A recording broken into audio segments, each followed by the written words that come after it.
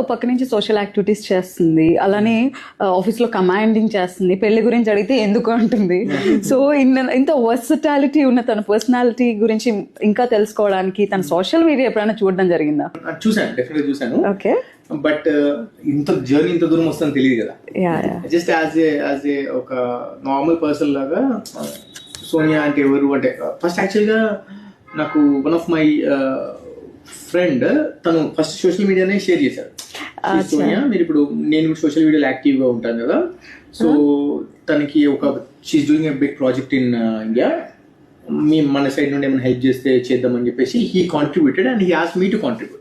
And తను share చేశారు అన్నట్టు. షేర్ చేసి చూడు ఈ అమ్మాయి బాగా చేస్తుంది, కొంచెం నమ్మొచ్చు ఈ అమ్మాయిని అని. ఐ మీన్ 10 రూపాయలు ఇస్తే మనకు అకౌంటబిలిటీ ఉంటుందని చెప్పారు.